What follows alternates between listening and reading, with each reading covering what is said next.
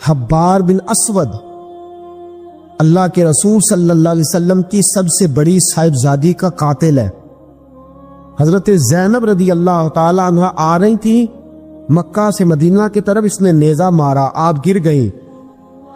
بطن اطہر میں اولاد تھی، بچہ ضائع ہو گیا، شدید بیمار رہنے کے بعد وصال کر گئی۔ فتح مکہ کے بعد حبار بن اسود چہرے پہ نقاب ڈال کے آیا، باپ کلیجے پہ ہاتھ رکھ کے بتائے نا بیٹی پیاری کتنی ہوتی ہے۔ باپ ذرا کلیجے پہ ہاتھ رکھ کے بتائے کہ بیٹیاں جگر کا چین ہوتی ہیں، بیٹیاں سکون ہوتی ہیں، بیٹی باپ کو کتنی پیاری ہوتی ہے۔ بیٹی کا قاتل سامنے کھڑا ہو گیا، چہرے پہ نقاب ڈالا ہے، کہتا یا رسول اللہ صلی اللہ علیہ وسلم بہت بڑا دشمن بھی آ جائے تو آپ معاف کر دیتے ہیں۔ جاگ رہے ہیں آپ لوگ؟ فرمایا بہت بڑا دشمن بھی آ جائے تو معاف کر دیتے ہیں۔ حضور نے فرمایا حبار چہرے سے نقاب ہٹا، بیٹیاں بھولا نہیں کرتی، تو کلمہ پڑھ میں تجھے بھی معاف کرنے کو تیار۔ فرمایا ہٹا چہرے سے نقاب، کبھی بیٹیاں بھی کسی کو بھولی ہے لیکن تو کلمہ پڑھ صحیح، میں تجھے بھی معاف کرنے کو تیار ہوں۔ اگر اتنا بڑا قاتل معاف ہو سکتا ہے تو چچا کیوں نہیں معاف ہو سکتا؟ تائے کو معافی کیوں نہیں مل سکتی؟ ماما جی کو معافی کیوں نہیں مل سکتی؟ سسر کے ساتھ سلوک کیوں نہیں ہو سکتا؟ آپ اپنے برادر نسبتی کے ساتھ محبت کیوں نہیں کر سکتے؟ کیوں ان ساری محبتوں کو فروغ دیا کیوں نہیں جا سکتا؟ اگر قاتل کے ساتھ، ظالم کے ساتھ صلح ہو سکتی ہے، اگر ابو جہل کا بیٹا اکربا کلمہ پڑھنے آئے اور میرے رسول منبر پہ کھڑے ہو کے استقبال فرمائے اور صحابہ کہیں یا رسول اللہ وہ تو کافر اور دشمن کا بیٹا ہے، فرمایا پہلے دشمن کا بیٹا تھا، آج تو مومن بن کے کلمہ پڑھنے آیا۔ وہ پہلے کی بات ہے، استقبال کیا جا رہا ہے۔ عزیز دوستو، تیسری بات یہ ہے کہ معاف کریں، اور چوتھی بات یہ ہے جب کوئی معافی مانگنے آ جائے نا پھر اس کو معاف بھی کر دے۔ جڑے گا معاملہ تب بھی، معافی دیں بھی اور معاف جی بڑا مشکل معاملہ ہے۔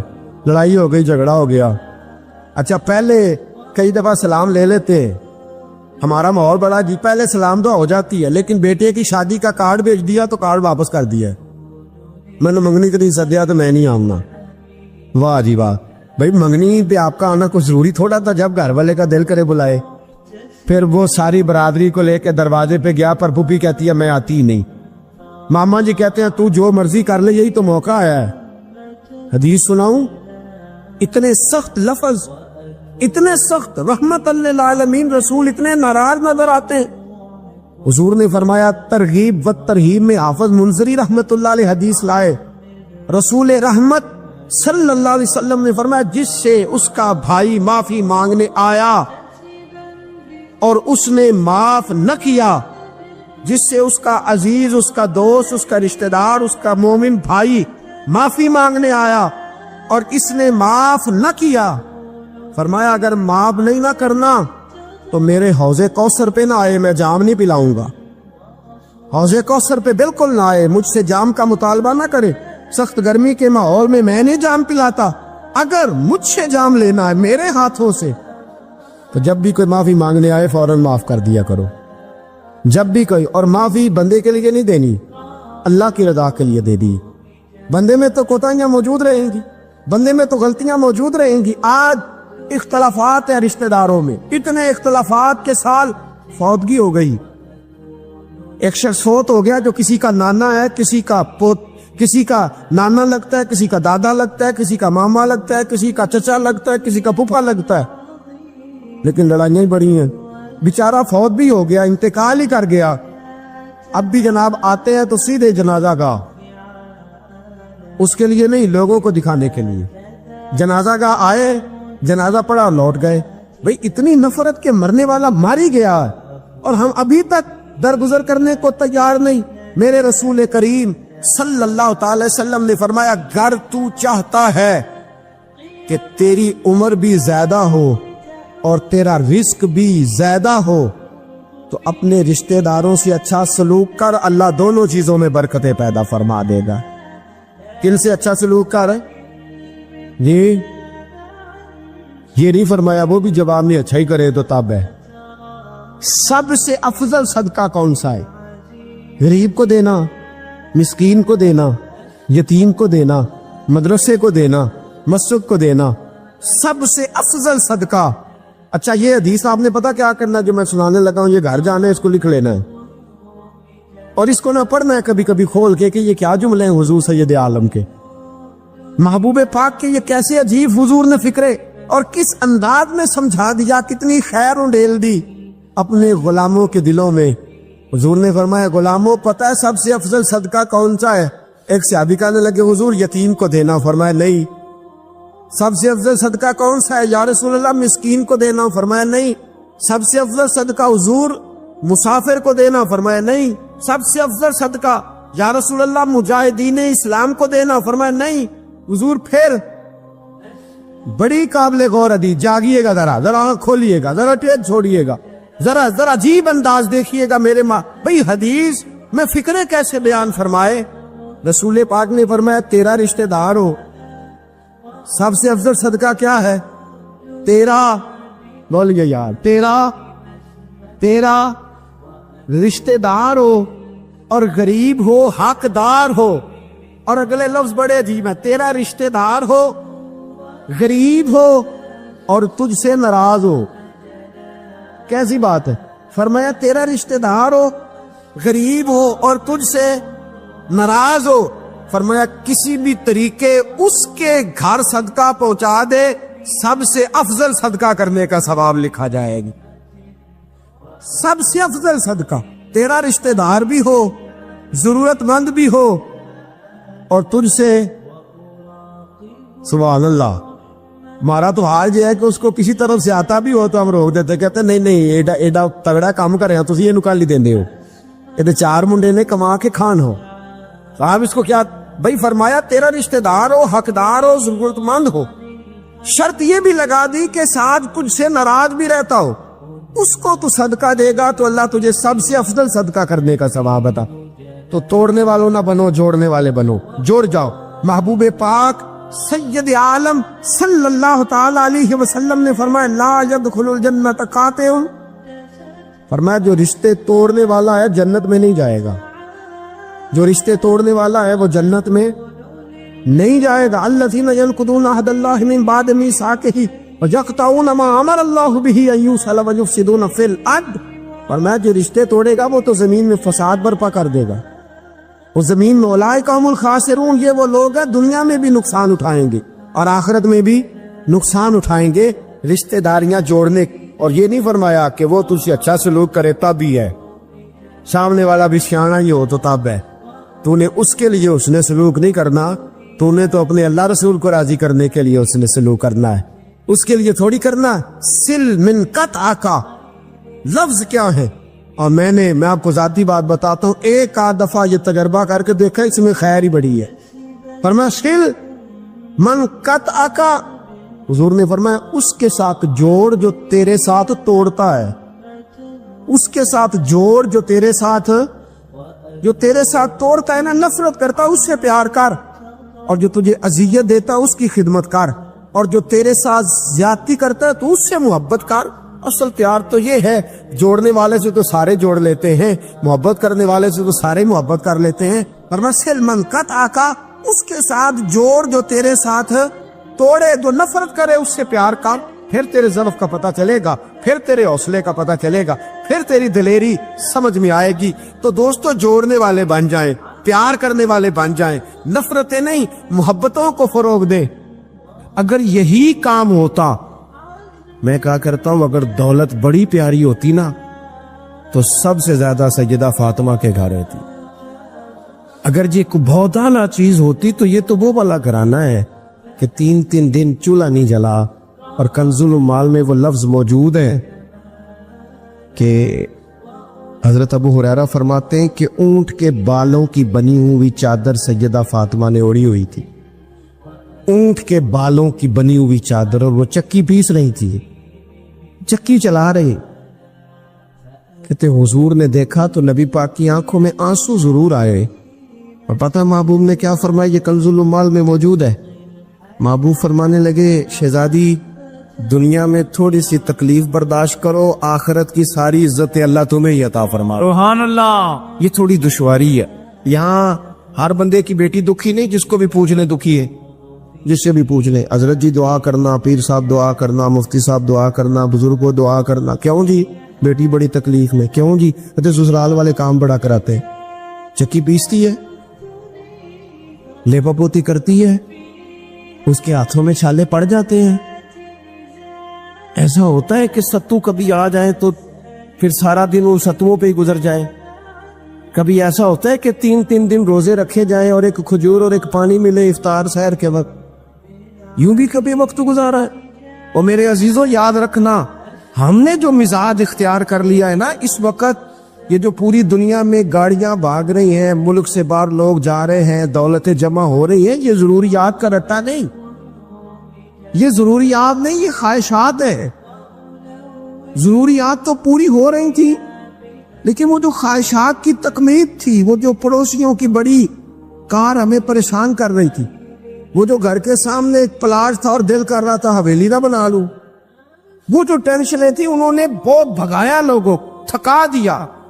نظریاتی زندگی، اور نظریاتی زندگی میں کچھ کرنے کا عہد، کچھ ارادہ کیا جائے کچھ کام کرنے کا۔ دیکھو سارے لوگ ساری ڈیوٹیاں تو نہیں کر سکتے، میں یہ مائک اپریٹ نہیں کر سکتا، تو پھر میرا خیال ہے مجھے اس بندے کی بھی قدر کرنی چاہیے جو اسے چلا سکتا ہے۔ جو کام میں گاڑی میں سفر کرتا رہتا ہوں، وہ کہاں گھوم آتے ہیں، تو میں تو سو جاتا ہوں کئی دفعہ گاڑی میں، لیکن ڈرائیور کو لوگ ڈرائیور کہہ کے پکارتے ہیں، حالانکہ تو سویا ہوا تھا، وہ تو جاگ رہا تھا۔ اس کی اہمیت کو سمجھنا چاہیے۔ ہم نہ زندگی میں کوئی بھی کام کریں، ایک تو کام کریں، اور جو ایک کرے زندگی میں لیکن ذرا سونا کر کے کرے، کوئی ایک مقصد بنا لے، کوئی ایک مقصد ہو، کوئی ارادہ ہو، کوئی پروگرام ہو۔ نہ سمجھ آئے تو بخاری میں حدیث موجود ہے، ایک بوڑھی اماں حضور کی مسجد میں جھاڑو دیتی تھی، اور چلو کچھ کرتی تو تھی نا یار، اور دیکھو سعادت جھاڑو وہاں دیتی ہے جہاں 70,000 فرشتے سویرے آتے ہیں، 70 شام آتے ہیں۔ سبحان اللہ، سبحان۔ حضور کی مسجد شریف میں جھاڑو دیتی ہے خاتون۔ ہمارے ہاں تو خیر امام خطیب کی بھی کوئی قدر نہیں ہوتی، کوئی نہیں ہوتی۔ امام کبھی کو مشورہ دے لے تو کہتے ہیں اسلام زیادہ دیتا ہے، مولوی نواں لے آؤ، مشورے زیادہ دیتا ہے، اس کو چینج کرو۔ اور مسجد کے خادم کی کوئی حیثیت، لیکن جو مسجد میں جھاڑو دینے کی فضیلت ہے نا، حضرت بابا فرید صاحب سے جب کو بندہ کہتا تھا نا دل بڑا پریشان ہے، تو بابا صاحب کہتے تھے مسجد میں جھاڑو دیا کر، اللہ سکون عطا کرے گا۔ مسجد میں جھاڑو دیا کر، اٹھ نہ فریدا ستیا تے خلقت ویکھن جا، تے متے کوئی مل جائی بخشیا تے چل تم ہی بخشیا جا۔ اٹھ نہ فریدا ستیا تے جھاڑو دے مسیت، اوے تو ستا ہے تے رب تے جاگدا ہے، تیری ڈاڈے نال پریت۔ اٹھنا کچھ کر۔ وہ خاتون چلو کوئی کام تو کرتی تھی نا، دیکھو نا گلی سے گزرتے ہیں لوگ، اب کھڈا ہے، سب کا موٹر سائیکل گاڑی سب تنگ ہوتے، جو بندہ ابھی گزر رہا ہے نا روڈ پہ وہ تبصرہ کر رہا ہے کہ دیکھو بلدیہ والے صحیح نہیں کرا، تبصرہ جو سارے کرتے ہیں، ایک کئی تے ایک دابڑا، 2 بندے درکار ہیں، راستہ ٹھیک ہو جاتا ہے، پر اتنی محنت کرنے کو کوئی تیار ہے، کیونکہ ہمارے ملک میں جو شے سب سے عام ہے وہ تبصرہ ہے۔ تبصرہ کرو صبح شام جتنا ممکن ہے، تبصرے کرو، ڈیوٹی یہی ہے ہماری۔ وہ خاتون مسجد شریف میں جھاڑو دیتی تھی، کوئی زندگی کا مقصد تو بنایا، کوئی نظریہ تو ہے۔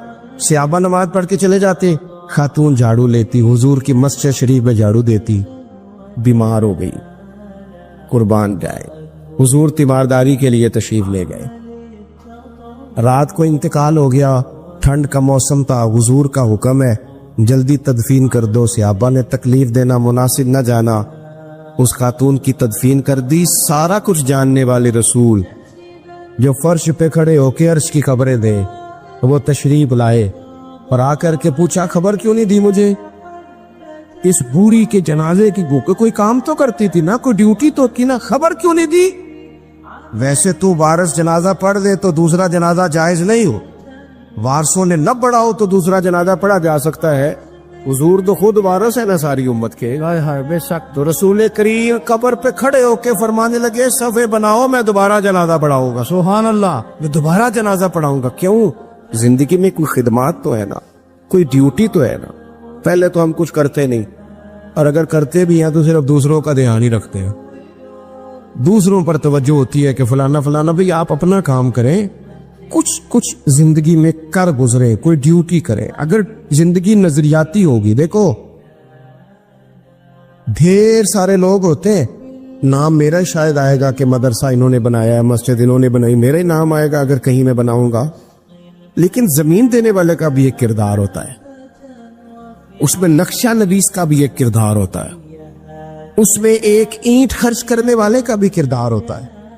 پھر وہ کام ختم نہیں ہوتا. سریا, وہ لینٹر ڈالنے والے جو ہوتے ہیں ان میں جو سریا باندھنے والا ہے وہ بھی ایک قیمتی کردار رکھتا ہے. پھر کہتے ہیں الیکٹریشین کو بھی بلاؤ. پھر یہاں بھی کام ختم نہیں ہوتا. پھر اور اس کے گرد ڈھیر سارے لوازمات ہیں. جو بندہ جو کردار ادا کر, عالم اگر کتاب لکھ بھی دے تو ہو سکتا ہے کتابت نہ کر سکے, اور اگر کاتب بھی ہو تو ہو سکتا ہے اسے پبلش نہ کر سکے. تو یہ کچھ نہ کچھ خدمات, کچھ نہ کچھ ڈیوٹیاں. حضرت مولا علی شیر خدا نے چھوٹی عمر میں کہا تھا یا رسول اللہ دین کی مدد بھی کروں گا, آپ کی حفاظت بھی کروں گا. 63 سال عمر پائی اور ہر میدان میں اگلی صبوں میں, ہر میدان میں اگلی صبوں میں, ہر میدان میں اگلی. حضور سے وعدہ کیا تھا یا رسول اللہ ڈیوٹی کریں گے, خدمت کریں گے. ہمارے ہاں یہاں تو منصوبہ بندی ہو رہی ہے.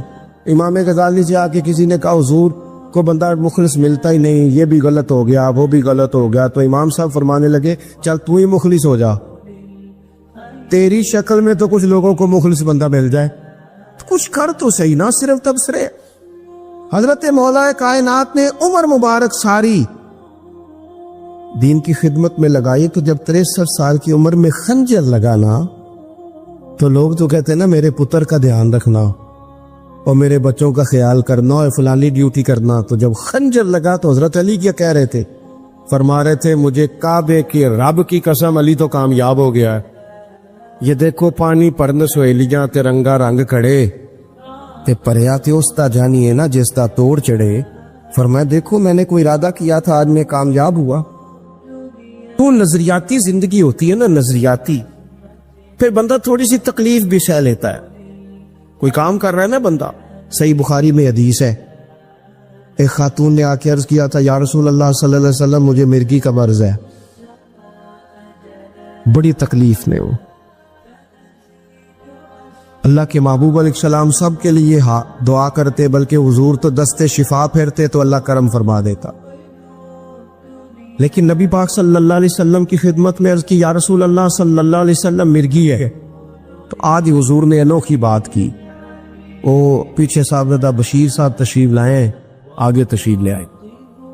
نبی پاک صلی اللہ علیہ وسلم نے نا جی آج نظریہ سمجھایا. توجہ ہے آپ دوستوں کی میری بات پر. حضور فرمانے لگے اگر تو کہے تو میں دعا کرتا ہوں اللہ شفا دے دے گا,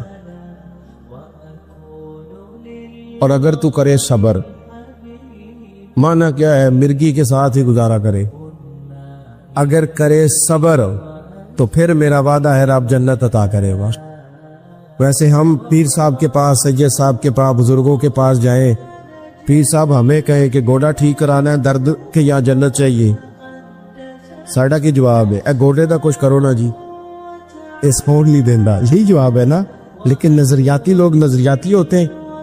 نبی پاک صلی اللہ علیہ وسلم نے فرمایا کہ تو بتا, اگر تو کہے تو دعا کرتا ہوں اللہ شفا دے دے گا, اور اگر صبر کرے تو پھر تیرے لیے جنت ہے. اس خاتون نے 1 منٹ نہیں لگایا سوچنے پہ, یہ نظریاتی لوگ ہوتے. عرض کی یا رسول اللہ آپ دعا کر دے رب مجھے جنت ہی عطا کرے. سبحان اللہ. کیا مطلب کہ میں گزارا کر لوں گی مرگی کے ساتھ, صبر کروں, مجھے اللہ جنت دے.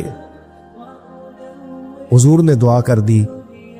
خاتون عرض کرنے لگی حضور جب مرگی ہوتی ہے تو جسم سے کپڑا ہٹ جاتا ہے, حیا آتی ہے, خاتون ہو عورت ہو, تکلیف محسوس کرتی ہو. محبوب نے دعا کر دی. صحابہ کہتے ہیں جتنی بھی مرگی ہوتی تھی اس کے کپڑے نہیں جسم سے ہٹتے تھے, جتنی مرضی بھی ہو کپڑا قائم رہتا تھا.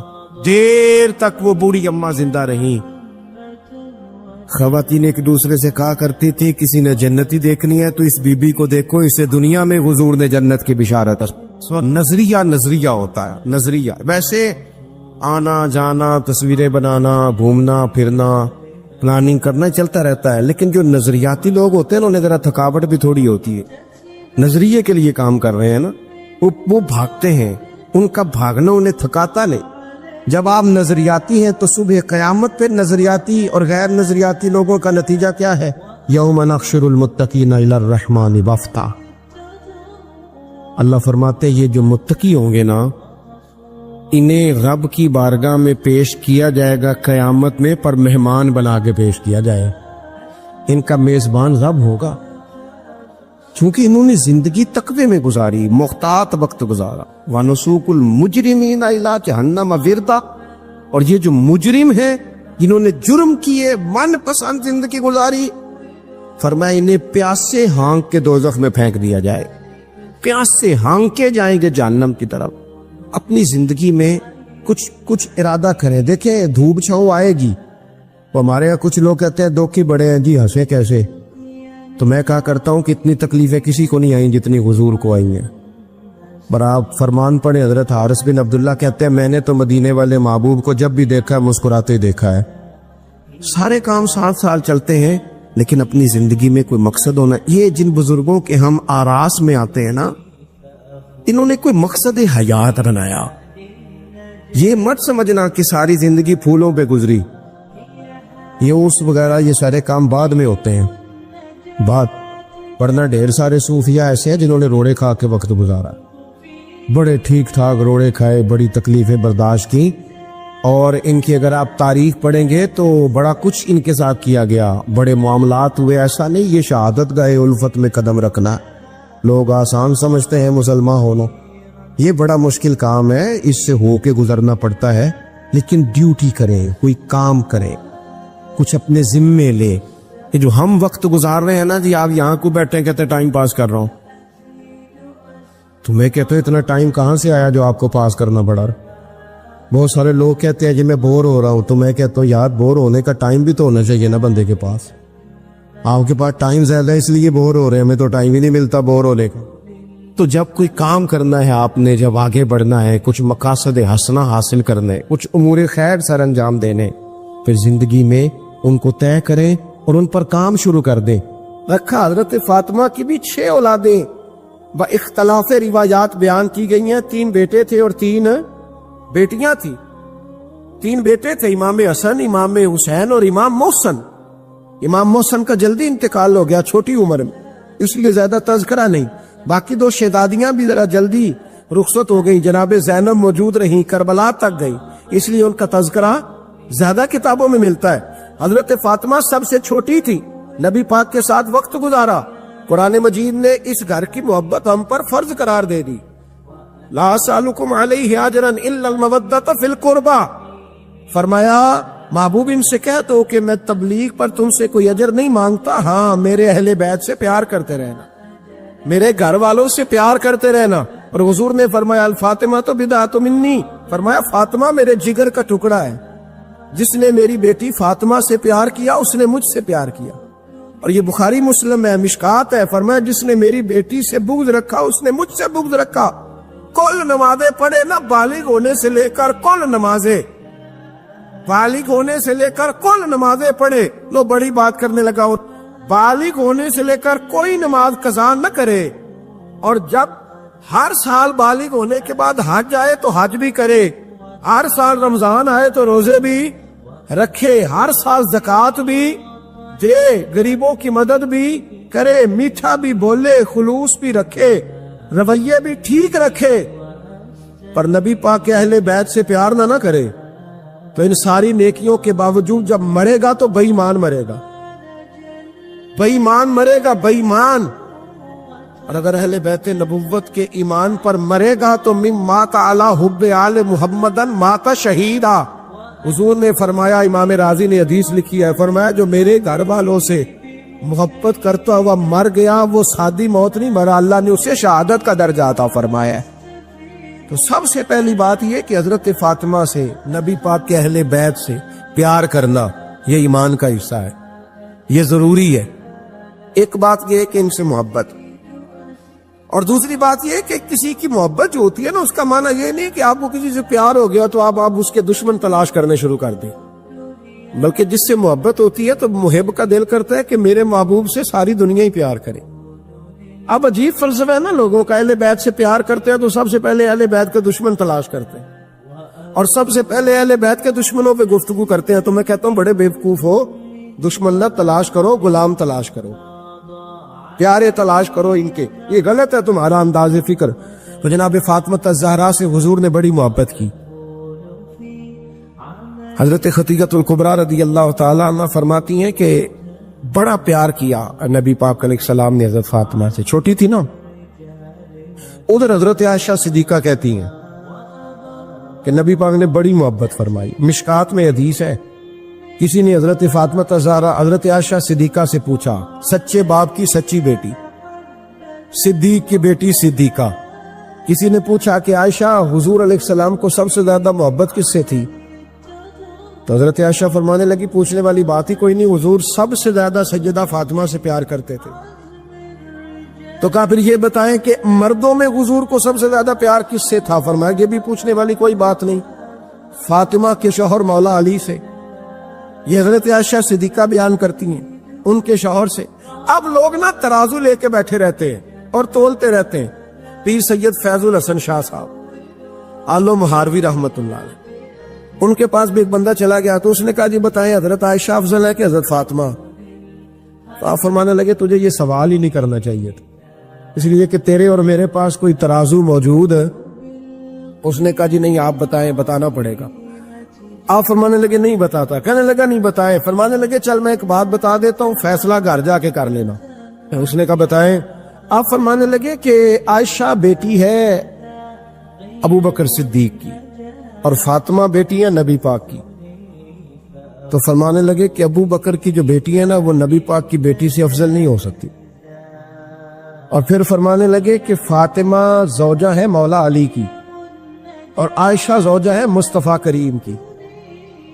تو فرمانے لگے جو علی کی بیوی ہے وہ نبی کی بیوی سے افضل نہیں ہو سکتی. تو وہ کہنے لگا جی نتیجہ کیا ہے؟ فرمایا گھر جا کے نکال لینا. نتیجہ تو گھر جا کے نکال، یہاں ترازو پکڑ کے نہ بیٹھ. ہاں جو حضرت عائشہ نے کہا اس پر غور کر. حضرت عائشہ خود گواہی دیتی سب سے زیادہ حضور حضرت فاطمہ سے پیار کرتے. چھوٹی عمر تھی تو جناب خدیجہ انداز دیکھیے گا بیٹی کی محبت کا. حضرت خدیجہ فرماتی ہیں حضور جب گھر آتے نا تو دروازے پہ کھڑے ہو کے اونچی آواز میں فرماتے السلام علیکم. کہتے حضور نہ سلام لیتے، میں جواب دیتی اپنے گھر حضور آئے ہیں پر نبی پاک دروازے پہ ہی کھڑے ہیں. فرماتی ہیں کھڑے رہتے حضور، میں پھر تھوڑا ہنستی اور پھر میں کہتی فاطمہ سنتی ہو؟ اماں جی سنتی ہوں. فرمایا تمہارے ابا آ گئے ہیں دروازے پہ. تو فرماتی ہیں جناب فاطمہ وہاں سے دوڑ کے آتی اور رسول کریم کا دروازہ کھولتی، پھر نبی پاک کو انگلی سے پکڑ کے اندر لاتی. فرماتی جب تک وہ جاتی نہیں اللہ کے رسول دروازے پہ کھڑے رہتے. وہ انگلی پکڑ کے لاتی، پھر رسول کریم انہیں گود میں بٹھا لیتے. فرماتے وہ چھوٹی چھوٹی باتیں پوچھتی اور حضور ان کے بڑے بڑے جواب دیتے. وہ چھوٹی چھوٹی باتیں. بچپن کی ایک بات لکھی ہے ہمارے محدثین نے. ایک دن چھوٹی عمر میں، بالکل چھوٹی عمر میں حضرت فاطمہ نے پوچھا یا رسول اللہ میں اپنے رب کو کب دیکھوں گی؟ اللہ اکبر، عمر چھوٹی اور بات بڑی کر دی. میں کب دیکھوں گی؟ تو حضور نے فرمایا فاطمہ بڑی جلدی. رب کریم تمہیں جنت میں لے جائے گا اور ساری جنتی عورتوں کی سردار بنائے گا اور پھر میرا رب تجھے اپنا دیدار بھی کرائے گا. جناب فاطمہ تو زہرا رضی اللہ تعالیٰ عنہ چھوٹی چھوٹی باتیں کرتی ہیں. حضرت خدیجہ کہتی ہیں جب چلے جاتے نا حضور تو میں پھر بلاتی، میں کہتی ادھر آنا فاطمہ، کیا باتیں کر رہی تھی اپنے ابا سے؟ تو کہتی پھر وہ مجھے بتاتی بھی اور راضی بھی ہوتی. یہ سلسلہ آخر تک چلا. یہ حضرت فاطمہ سے راز کی باتیں کرنا حضور کا آخر تک چلا. بخاری مسلم میں حدیث، وہاں راوی حضرت خدیجہ ہے، یہاں راوی حضرت عائشہ صدیقہ ہے. جناب عائشہ صدیقہ کہتی ہیں حضور کے وصال ظاہری سے کچھ دن پہلے خود نبی کریم علیہ السلام نے حضرت فاطمہ الزہرا کو بلایا اور جب وہ آئیں تو کہتی ہیں ان کو میں نے آتے دیکھا تو میں نے پھر حضور کو ان کے استقبال کے لیے کھڑے ہوتے بھی دیکھا.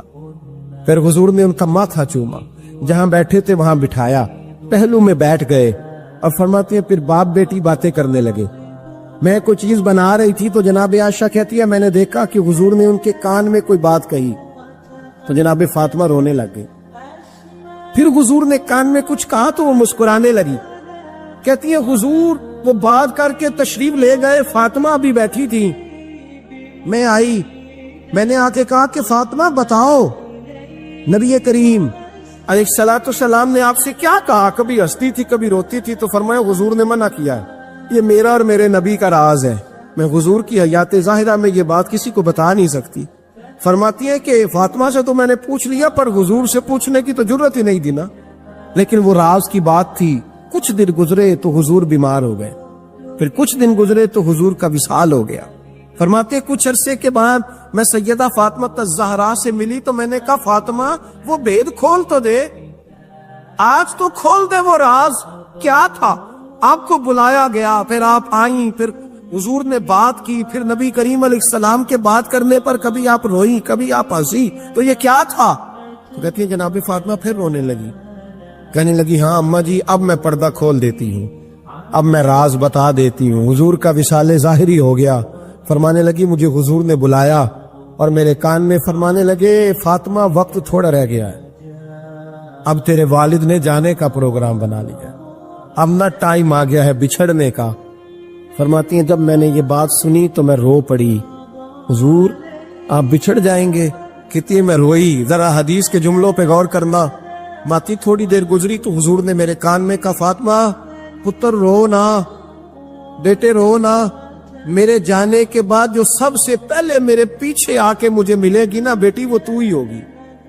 اللہ کرے میں سمجھا سکوں آپ کو بات، جب کہا نا کہ میں وصال کروں گا تو رو پڑی، اور جب کہا نا میرے بعد تیرا بھی جلدی وصال ہو جائے گا تو حضرت فاطمہ نے ہنسنا شروع کر دیا۔ کیا پیار ہے میرے محبوب علیہ الصلوۃ والسلام کے ساتھ جناب فاطمہ کا۔ ان کے وصال کی خبر سنی تو رو پڑی اور اپنے کی سنی تو ہنس پڑی۔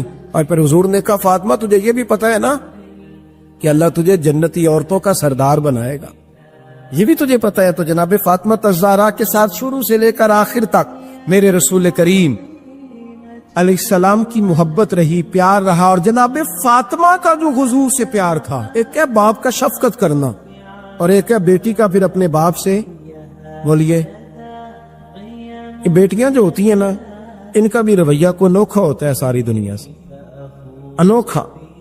میں کبھی کبھی کچھ ایسی باتیں کرنے کو دل کر جاتا ہے کہ جو کر گزرتے ہیں۔ ایک صاحب مجھ سے ایک دن کہنے لگا حضرت صاحب بڑی مشکل میں ہوں اور اتنا کٹھن وقت آ گیا کہ کوئی حال ہی نہیں۔ میں نے ان سے کہا کہ اپنی اماں سے دعا کراؤ، مسئلہ ٹھیک ہو جائے گا۔ کہنے لگا اماں تو انتقال کر گئی۔ تو میں نے کہا بہن سے دعا کراؤ۔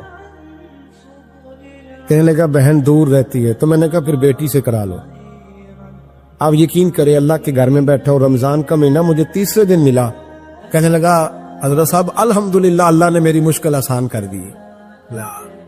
کہنے لگا یہ نسخہ آپ نے بڑا عجیب بتایا، پیر تو اس قسم کی باتیں نہیں نہ بتاتے، پیروں نے تو آپ کو پتا ہے دعائیں قید کر کے رکھتے ہیں، صرف ہماری قبول ہونی ہے۔ کہنے لگے ہم ان کا میرے ساتھ ارادت کا رشتہ ہے۔ کہنے لگے آپ کس طرح کے پیر ہے کہ آپ نے مجھے پلٹ کے کہہ دیا کہ اماں سے، بہن سے، بیٹی سے۔ تو میں نے کہا اصل بات یہ ہے کہ میں کبھی تھکا بھی ہوتا ہوں، کبھی کسی رنگ میں بھی ہوتا ہوں، اور کئی دفعہ اب تو یہ حال ہو گیا ہے کہ رونا آئے بھی تو روتے نہیں کہ لوگ تماشا نہ سمجھیں، کئی دفعہ آنسو چھپانے بھی پڑتے ہیں کہ لوگ اس کو اداکاری اور فنکاری ہی نہ سمجھنے لگ جائے۔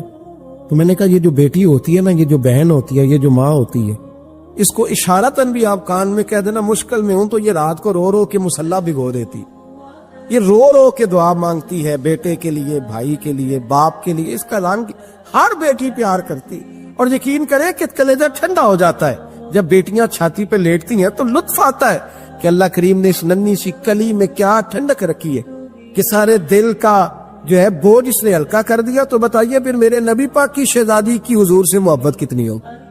چھوٹی سی عمر تھی حضرت فاطمہ کی جب حضرت خدیجہ وصال کر گئی، تو کسی نے کہا فاطمہ سب سے پہلے گھر سے کب نکلنا ہوا؟ تو بخاری مسلم میں حدیث ہے، اللہ کے نبی نا بیت اللہ شریف کے سامنے سجدے میں تھے تو ابو جہل کو شرارت سوجی، شرارت، اس نے کچھ لوگوں سے کہا، عقبہ بن ابی معیط تھا، کچھ اور لوگ تھے، کہنے لگا میں ابھی رستے سے گزرا ہوں تو وہاں کسی نے اونٹ ذبح کیا ہے، تو اونٹ کی اوجڑی، آپ نے اوجڑی دیکھی ہے نا، جانور کی اوجڑی بڑی وزنی ہوتی ہے، اس میں گندگی ہوتی، اونٹ کی اوجڑی بڑی وزنی ہوتی تھی، کہنے لگا وہاں اونٹ کی اوجڑی پڑی ہے، وہ دیکھو نبی پاک معاذ اللہ سجدے میں ہے، تو معاذ اللہ ثم معاذ اللہ وہ اونٹ کی اوجڑی اٹھاؤ حضور کی گردن پہ رکھ دو۔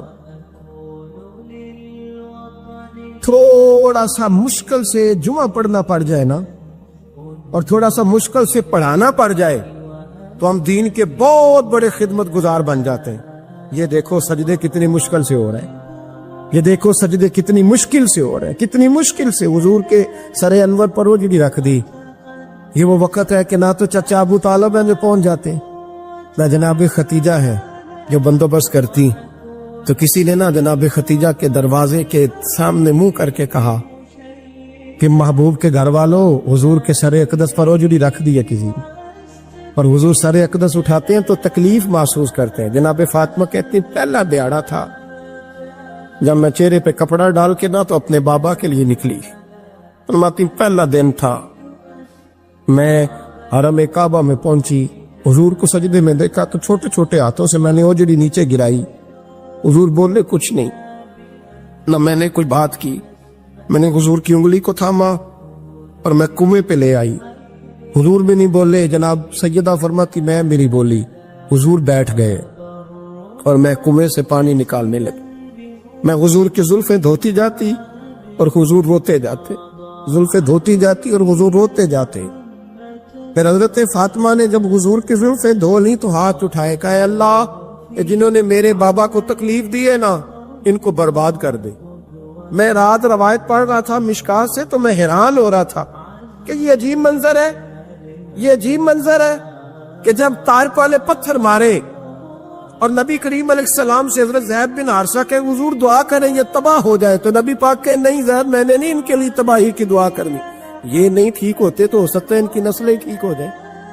اور جب احد میں وہ لوگ پتھر مار کے دانت شہید کر دیں، حضرت ابوبکر صدیق جیسی ٹھنڈی طبیعت کا آدمی عرض کرے حضور دعا کریں یہ تباہ ہو جائے، تو حضور نے فرمایا اللہم اہد قومی فإنہم لا یعلمون، یا اللہ میری قوم کو ہدایت دے، یہ جانتے نہیں یہ کیا کر رہے ہیں۔ حضور نے کبھی بھی کسی کے لیے دعائے ضرر نہ فرمائی، لیکن آج یہ عجیب منظر ہے، شاید یہ واحد وہ وقت ہے کہ جناب فاطمہ الزہرا نے جب کہا نا کہ اے اللہ انہیں برباد کر دے جنہوں نے آج میرے والد کو تکلیف دی ہے، حضرت فاطمہ کی دعا سن کے تو حضور نے بھی ہاتھ اٹھائے، کہا اے اللہ جیسے میری بیٹی کہتی ہے نا ویسے ہی کر دے، اللہ کر دے انہیں برباد، فاطمہ جیسے کہتی ہے ویسے، اللہ کرے آپ کو سمجھ آئے میری بات کی کہ وہاں جہاں شدید تکلیف دی گئی وہاں حضور نے کسی کے لیے ایسی دعا، اور یہاں فرمایا اللہ جیسے فاطمہ کہتی ہے ویسے، اللہ اکبر۔ حضرت عبداللہ ابن مسعود کہتے ہیں کہ وہ دعا بھی میں نے سنی، اور پھر میں نے ان سب لوگوں کو جن کے لیے جناب سیدہ نے دعا کی تھی ان سب کو پھر میں نے بدر میں کٹتے ہوئے بھی دیکھا، میں نے ان کی لاشوں پر گھوڑے چلتے ہوئے بھی دیکھے، پھر میں نے دیکھا کہ صحابہ انہیں گھسیٹ کر کنووں میں ڈال رہے تھے، میں غور سے دیکھ رہا تھا اور ان کے چہرے پہچان رہا تھا، تو مجھ سے کسی نے کہا عبداللہ تم کیا غور کر رہے ہو؟ تو میں نے کہا میں غور کر رہا ہوں یہ وہی ہے سارے جن کے لیے سیدہ فاطمہ نے دعا کی تھی کہ یہ برباد ہو جائے، یہ وہی ہے میرے رسول کریم علیہ السلام کی ہر تکلیف کو جناب فاطمہ نے اپنی تکلیف سمجھا، ہر تکلیف کو۔ جب انسان کے دائیں بائیں کچھ لوگ ہوتے ہیں نا اس کے دکھ بھی سمجھنے والے، سکھ سمجھنے والے لوگوں کی تعداد لمبی چوڑی ہوتی ہے۔ ہمارے زمانے میں ہمارے ہر آدمی کے ساتھ ذاتی مطالبات ہیں، ذاتی، تو جب تک وہ میرا مطالبہ پورا کرتا رہتا ہے میرا اس سے پیار رہتا ہے، اور جب وہ میری خواہشات پوری کرنی چھوڑ دیتا ہے پھر میرا اس سے کوئی رشتہ نہیں رہتا۔ میرے عزیز حضرت فاطمہ الزہرا کا کمال یہ ہے کہ انہوں نے میرے محبوب کا دکھوں میں ساتھ دیا، حضور کی تکلیف پر وہ تکلیف میں آتی، پریشان ہوتی۔ یہاں سے بات چلی 4-5 سال عمر مبارک تھی، حضرت فاطمہ کی کل عمر 29 سال ہوئی ہے، 15 سال یا کچھ زیادہ آپ کی عمر تھی جب حضور نے بیاہ کر دیا تھا۔ ہم لوگ سمجھتے ہیں کہ شاید اب آپ 30 سال کے بچے کو کھڑا کر کے کہیں کہ دین کی کوئی بات کر، کوئی تکلیف برداشت کر، تو کہتے ہوں میں تو ابھی بچہ ہوں، یعنی 29 سال کی عمر ہوئی ان کی. چلیں جس نے زیادہ لکھی ہے اس نے 32-33 لکھ دی ہوگی, 40 تک کوئی بندہ نہیں گیا. لیکن میں جس روایت پر زیادہ اعتماد کرتا ہوں, ان راویوں نے 29 سال عمر حضرت فاطمہ کی اور ڈھیر سارے محدثین نے لکھی. یارو حیرانگی کی بات ہے نا, اس 29 سال کی عمر میں انہوں نے حضور کا بھی کھول کے ساتھ دیا, مولا علی کا گھر بھی پورا آباد کیا, اپنے شہزادوں کی تربیت کر کے میدان کربلا بھی سارا سجا دیا, دنیا کا انقلاب برپا کر دیا 29 سال کی عمر میں. کام کرنا ہو تو سال تھوڑے بھی بڑے ہوتے, اور نہ کرنا ہو تو پھر تو 80 سال کے بچے بھی میں نے دیکھے ہیں. بزرگ مجھ سے ناراض نہ ہو جائے, اللہ مجھے بے ادبی سے بچائے, میں صحیح کہہ رہا ہوں. میں نے 80 سال کے بچے بھی, آپ نے بڑے تب ہونا ہے جب آپ نے نفسیاتی طور پہ بڑے ہونا ہے, لیکن آپ کی عمر ہو گئی ہو 70 سال, لیکن تصویروں کی خواہش ابھی بھی نہ جاتی ہو. ابھی بھی پروگرام بنتا ہو کہ کوئی بندہ مل جائے تو بریانی کھانے جائے لاہور, ابھی بھی آپ اس سے نکلے نہ ہو اس کیفیت سے, ذوق شوق ابھی وہی ہو. اس کا مطلب یہ ہے کہ قد بڑا ہوا, عمر بڑی ہوئی, لیکن ذہنی اور نفسیاتی طور پر وہ پختگی نہیں آئی جس کی ضرورت تھی. ہمیں ذہنی طور پر پختہ ہونا چاہیے. میری بات پر توجہ کریں گے آپ حضرات اور غور کریں گے. نبی کریم علیہ السلام کی تکلیفوں میں انہوں نے ساتھ دیا. ایک تو یہ اوجری اتاری تو پھر یہ وقت بیتتا گیا. ایک حدیث کے راوی مولا علی شیر خدا ہے, امام زاہبی نے لکھی ہے. نبی پاک نے نا دین کے لیے بڑی مشقت کی, جد و جہد کی. حضرت فاطمہ چھوٹی عمر سے دیکھتی آ رہی تھی حضور کو کام کرتے. حضور کی عادت مبارکہ تھی جب سفر پہ تشریف لے جاتے تھے تو سب سے آخر میں سیدہ فاطمہ کے گھر جاتے, واپس آتے تو سب سے پہلے سیدہ فاطمہ کے گھر جاتے. مولا علی کہتے ایک دن میں نے عجیب نظارہ دیکھا. نبی کریم علیہ السلام سفر سے واپس آنے والے تھے. میں نے حضرت فاطمہ کو اطلاع دی کہ حضور آج پہنچ جائیں گے, تو انہوں نے گھر سارا صاف کیا, سجایا, سنوارا, کھانا پکایا. لیکن فرماتی ہیں جیسے ہی حضور اندر داخل ہوئے نا گھر کے, جناب فاطمہ نے حضور کا چہرہ دیکھا تو ہاتھ پکڑ کے چومنے لگی. اور کہتے ہیں جب انہوں نے سر اٹھایا تو ان کا چہرہ سارا آنسوؤں سے بھرا ہوا تھا. رسول کریم نے بیٹی کے سر پہ ہاتھ رکھا, بٹھا لیا. فرمایا فاطمہ بیٹے رونے والی تو بات کوئی نہیں تھی, کیوں رو پڑی ہو؟ تو عرض کرنے لگی محبوبہ میں بچپن سے دیکھ رہی ہوں, محنت کرتے, جد و جہد کرتے, مشقت کرتے, یا رسول اللہ آج آپ آئے ہیں تو آپ کے چہرے پر تھکاوٹ کے آثار ہیں, حضور وجود تھکا ہوا ہے.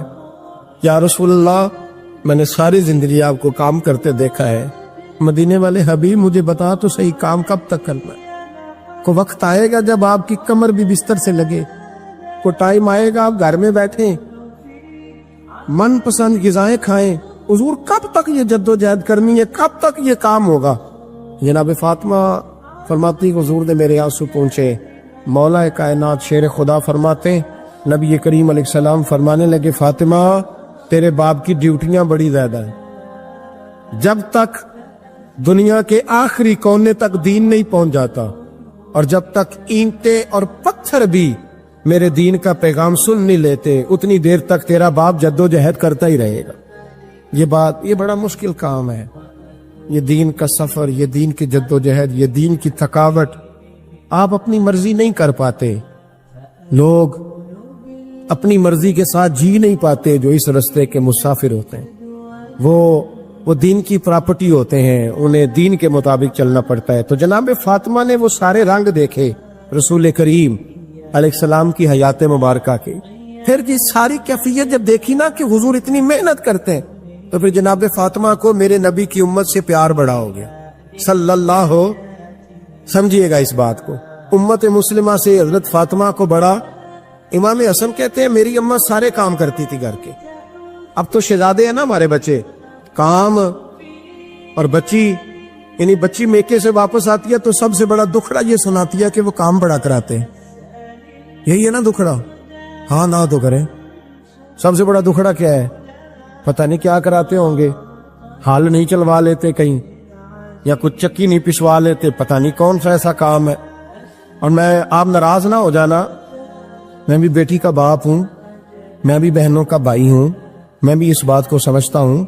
لیکن ایک بات ذہن میں رکھنا کہ یہ بات نہیں ہے کوئی کرنے والی کہ سارے بچی کے ماں باپ جمع ہو کے پہنچ جاتے ہیں ہماری بچی جی کام بڑے کرتی ہے. مثلاً کیا کرتی ہے؟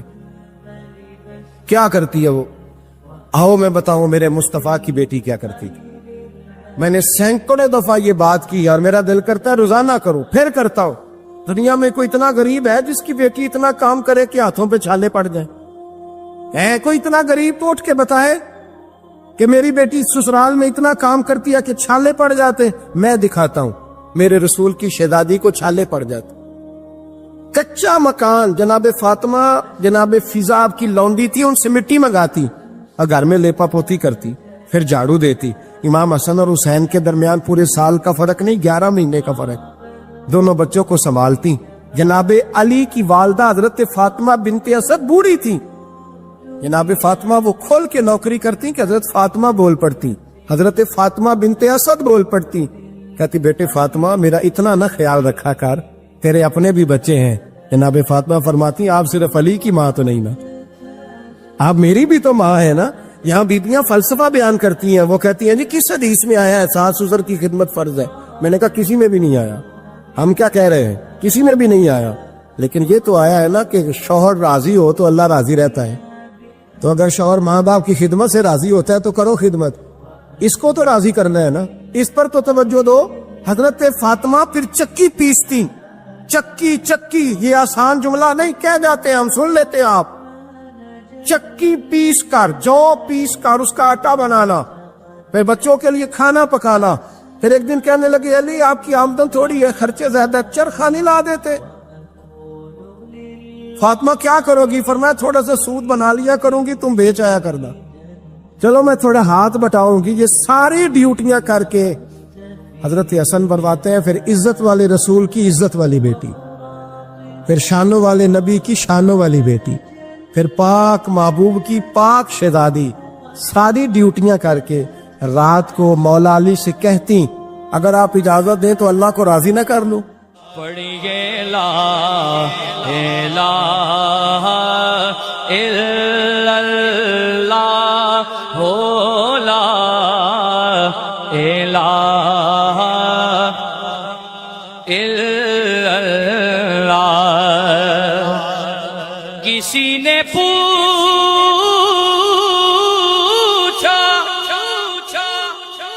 کہ جنت کی کوئی قیمت ہے تو مصطفیٰ نے کہا لا الہ الا اللہ ہو لا الہ الا